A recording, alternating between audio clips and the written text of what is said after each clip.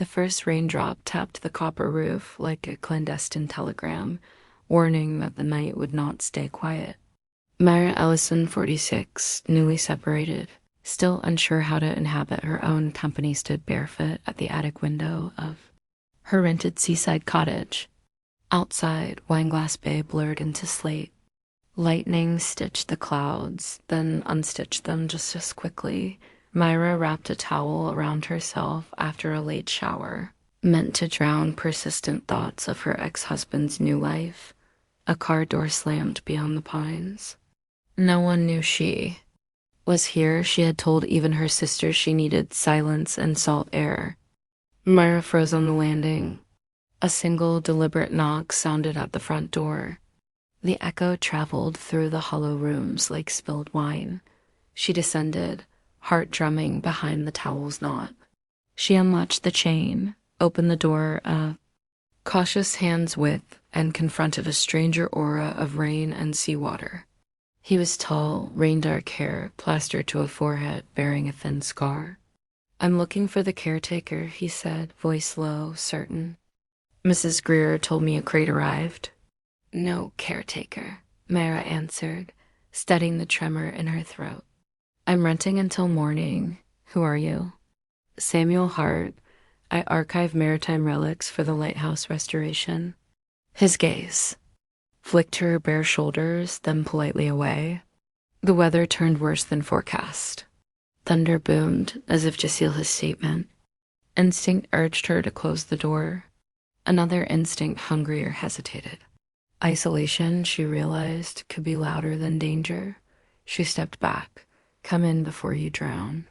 He entered, shedding the storm like a second coat. Their fingers nearly touched in the handoff of a spare towel. 6 electric centimeters of not quite contact that made her pulse misfire. While he dried his hair, she noted the rough compass tattoo at his wrist, the faint tremor in his left hand close to stories unrevealed. They climbed to the attic where a lamplight quivered over beams. The crate waited beneath the dormer rope bindings. Frayed, together they levered it into motion, her towel whispering against his jacket. He spoke softly about shipwrecks lost off this coast, about journals waterlogged yet legible, about men who wrote final sentences for no reader but the sea. His reverence for the fragile past wrapped the attic in something holy. Halfway down the ladder, the power failed. Darkness swallowed depth. Her breath hitched. Samuel's voice emerged near her ear, calm, directional. "Stay still. My flashlight's in the satchel." The glow bloomed, revealing them face to face on a rung built for one pair of feet. For an unmeasured time, neither moved. Rain rattled the roof like applause withheld. They reached the kitchen, set the crate beside a lantern, and shared coffee from mismatched porcelain cups.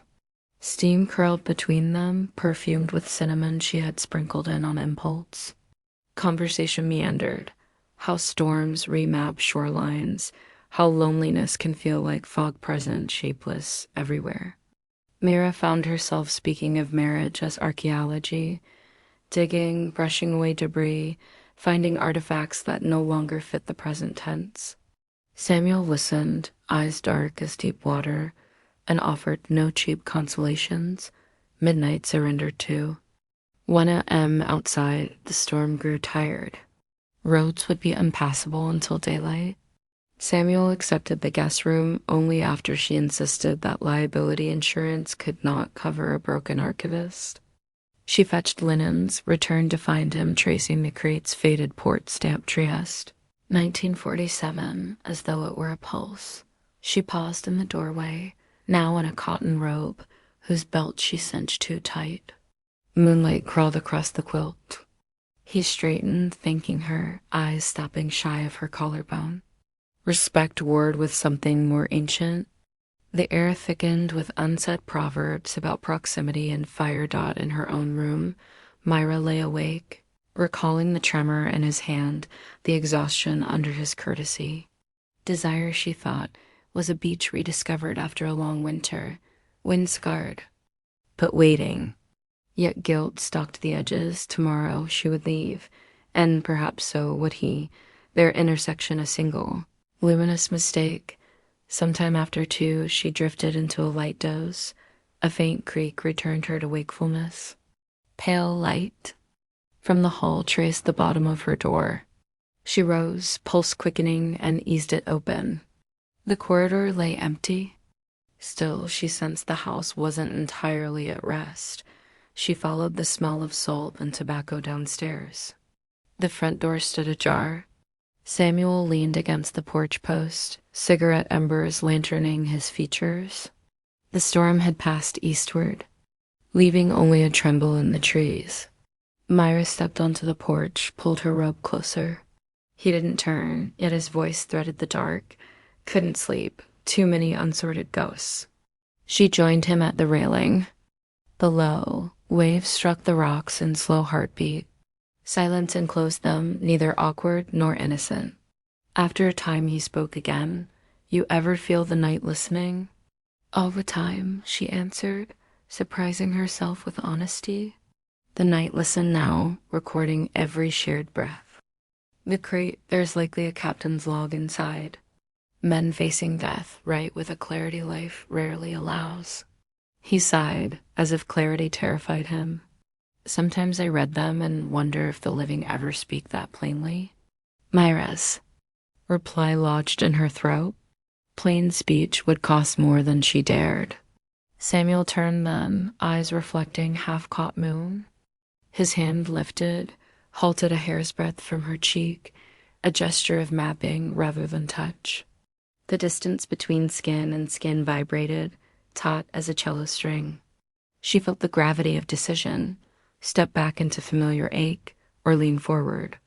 And a perilous warmth dot lightning, far out over the bay, flared a silent sheet of white, and in that strabbing instant she saw everything regret poised to sprout, tenderness ready to bruise.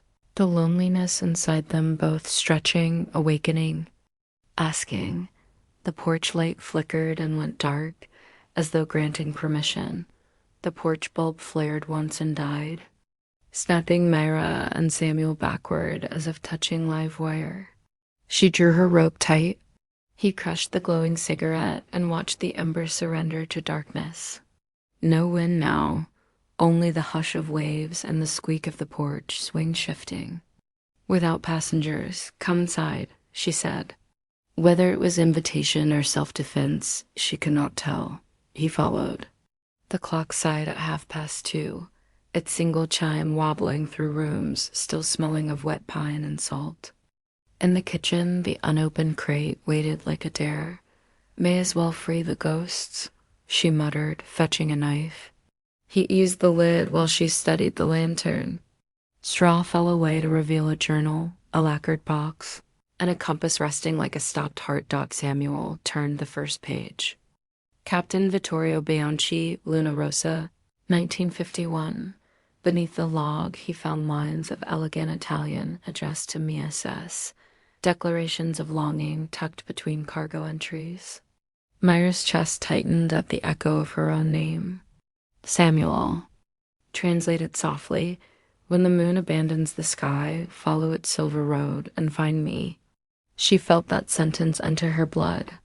They leafed farther, storm charts, rations, then one unfinished paragraph ending mid-stroke.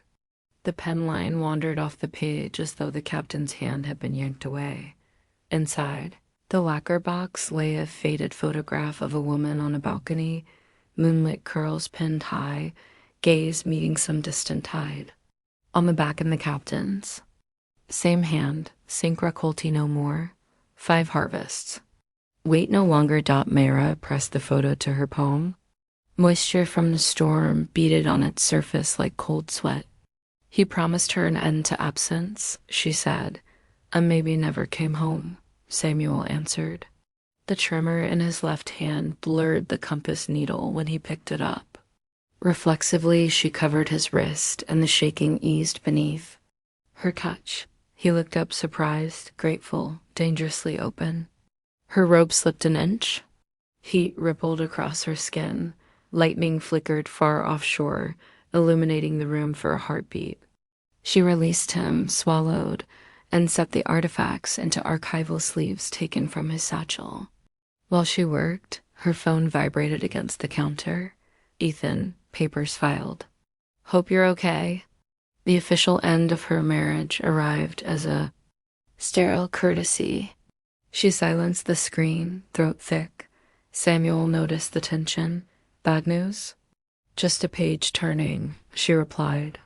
He nodded as if pages defined all tragedies. Candlelight carved hollows beneath his eyes. Exhaustion and some softer ache mingled there. My tremor, he said, voice low, came after a trawler winch failed. My brother was pinned. I pulled him free, but the steel snapped back. He flexed the hand, grimacing. The sea doesn't barter fairly. She wanted to answer with something wise, instead touched the scar at his brow. Survival rights? Debts on skin, she whispered. His eyes closed as if the gesture were absolution. An unseen gust rattled the shutters. The moment quivered between escalation and retreat. Mira stepped back first. You need rest. Roads won't clear till morning. He accepted the guest room and the distance in her tone, yet paused at the hallway. Thank you for letting me. And storm or no storm. You were already knocking, she said. Alone again, she lay on stiff sheets, Captain Bianchi's words echoing, follow the silver road. Divorce papers, regret, and sudden want. Churned like unsettled tide pools. She nearly slept until a feather-soft knock brushed her door. Samuel stood barefoot, photograph in hand. Moonlight filtered past him, glazing the hallway pale. I keep seeing her face, he confessed, holding up the image, and wondering if waiting ever ends well. Sometimes waiting is safer than arriving, she answered, though her pulse contradicted every syllable. She should send him away. Instead, she stepped aside. He entered but remained. Near the door, reverent as someone entering a chapel. They sat on the edge of her bed, the distance between knees a thin seam of shadow. He laid the photograph on the nightstand, a guardian of choices. I haven't allowed myself to want anything in years, he admitted. Want Vin Steele, it scares me. Then let it scare us together, she said before caution could. Object. The audacity shook her voice. She slipped her fingers through his. The tremor vanished as their palms aligned, yet hers began a private quake of longing and terror. Their foreheads met, breath mingling, but lips remained apart. The restraint felt inflamed, like holding a match just shy of tinder. She tasted salt on his skin, perhaps from the sea, perhaps from unshed grief. She drew back, eyes stinging. If we cross this line tonight, morning will rewrite everything. I know, he whispered, treacherously certain. Mere proximity is already rewriting us, she replied. The confession hovered, fragile. At last she slid down beneath the quilt, leaving half the mattress untouched. Lie here, she instructed. No farther, no closer. He obeyed, each movement deliberate, as though one reckless inch could detonate them both. They lay side by side, blanket a thin treaty above their joined hands. Outside, the tide shifted and the moon tilted toward the horizon, falling as the captain had foreseen. Mara listened to Samuel's breathing sink with the hush of waves and felt her own loneliness loosen. Like a knot deciding it held too long. In whispering fragments, they traded confessions, her abandoned art career, his refusal to sell the rust-scarred boat that killed his brother, regrets braided with hope until they could not tell which thread belonged to whom. Sometime before dawn, her eyelids closed. His thumb still drew slow circles on the back of her hand, mapping a shore neither had yet dared to enter, when the first stripe of daylight crept across the ceiling. Mara finally slept, not alone but not claimed, in a space between promise and peril where waiting might yet bloom into something other than sorrow. Sunrise bruised the horizon, lavender and coral. Mara woke to Samuel on the mattress edge, still clasping her hand as if night refused to end. A rueful shadow crossed his face, an apology for a lingering dot downstairs. The kettle whistled. She pulled on jeans and a linen shirt while he straightened the quilt with archivist precision. The crate waited open, straw scattered like shed memories. On the table lay a vellum envelope she had missed, addressed for Ellison. Her pulse stumbled. Samuel frowned. That wasn't there. Inside she found a brittle page and a moon-shaped medallion. The note, dated 1962, was signed Sophia Ellison, her grandmother. Myra read aloud, voice shaking. If this reaches the lighthouse archives, send it to my bloodline. The man who carried the sea inside him swore he'd return. So her grandmother was the mysterious Maes. Samuel exhaled in awe and regret. The manifest listed no heirs. I already filed release papers. You can claim everything. Conflict tightened in her chest. The journal belongs in the museum, but the promise belongs to my family. I sail south at noon, he said. They expect the crate. She brewed cinnamon coffee, decisions forming like stepping stones. I'll drive the artifacts too. The lighthouse once roads clear. Update the paperwork remotely. Truth. She wanted a thread that kept him near. Samuel considered, thumb circling the mug. If the board agrees, yes, but I still leave today. He shrugged into his raincoat. Ships wait for no one. The words sliced deeper than she expected. She steadied herself. Tell me why a man devotes his life to memories that aren't. Hiss. He traced the balcony woman's outline. Because the living fail each other, paper doesn't. His smile was bitter. After the winch crushed. My brother, I cataloged every logbook from that pier, as if order could rewrite what chaos erased. And did it? She whispered. Silence answered. The rain had lifted, leaving the world rinsed and raw. When they finished coffee, Mira suggested a walk down to the cove while the crew navigated washed-out roads. She tied the linen shirt at her waist. He slid hands into pockets to hide the tremor. The sand was littered with storm debris, kelp, driftwood, shards of blue glass glinting. Like stolen sky, they spoke little, yet the hush between footfalls felt companionable, charged. At a tide pool, she knelt to rescue a starfish flicked upside down. Samuel crouched beside her, his shadow merging with hers on wet sand. Your instinct is to return things, he noted. That, or fear empty places, she said. Wind caught her hair.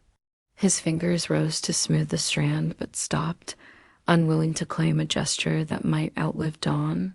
They reached a rock shelf, where waves detonated in white plumes. He offered a studying arm. She took it, surprised by how natural. The support felt like the missing second half of a familiar gesture. They watched the horizon until a gull's cry snapped the spell. On their way back, she asked, will you ever captain your own boat again? He hesitated. If I believed a journey could end better than it began. His answer struck her ribs. Like truth. She almost replied, almost confessed that his presence felt like the first breath after surfacing, but the truck's distant engine cut across the beach, reminding them time was finite. They hurried up the dune path, silence now threaded. With urgency. Inside sunlight pooled on the floorboards, marking their footprints in gold, like evidence the night had truly happened here. He reached for the crate. Morning sun hallowed him like a departing saint. She stepped forward, pressing the medallion into his palm. Take this. The air will follow tomorrow. Their eyes locked, longing, caution, almost goodbye. He leaned in, forehead brushing hers, lips hovering but never landing. It was a kiss in negative, felt by absence. Fire flickered in his gaze. She inhaled seawater and lightning on his coat, then pushed him a breath back. If we finish this now, it becomes another relic behind glass. I need a story still writing itself. Admiration tempered desire. Brave, he whispered. Bravery doesn't soften farewells. A truck horn blared 2 short blasts, the restoration crew. Samuel's shoulders sagged. He pocketed the medallion, produced the captain's compass. For the air. Proof currents return. She accepted the cold brass. He traced her cheek, then strode outside. From the doorway, she watched the crate loaded, tires crunch away until the road dissolved into hush. Wind braided her hair. The compass needle quivered, seeking north. She felt the same tremor, no longer fear, but direction. In the attic, she packed, sliding the balcony photograph into the journal. Past and future clipped together. By noon, the county trucks had cleared the highway. She drove toward the lighthouse, compass glinting on the dashboard. Halfway down the lane, she braked, studying the vacant porch swing. Memory replayed the hush before, almost touch sweeter than contact. Ache was real, but so was promise. At the lighthouse, the curator met her with bureaucratic surprise, then reluctant approval after frantic calls. She cataloged the journal under Sophia Ellison, hands steady though her heart raced. Dusk bled across the windows. The beacon began its slow revolutions. On the breakwater, a research schooner slid through copper light. Samuel stood at the bow, silhouette tall, left hand on the rail, right trembling around a scope. She lifted the compass, aligning glass with horizon. The beacon's beam washed over him. He raised a hand, half salute, half question. She pressed 2 fingers to her lips, then to the compass. Next sweep of light, he was shadow. Tide slapped stone like pages turning themselves. Mira inhaled brine and possibility, tasting past and uncharted water on the breeze. In the logroom, she made one final entry. Stories survive because someone answers the knock, even clothed only in uncertainty. She locked the cabinet, pocketed the key, and stepped onto the balcony, a mirror of the photograph yet facing forward. Not waiting, listening to the sea write its next sentence.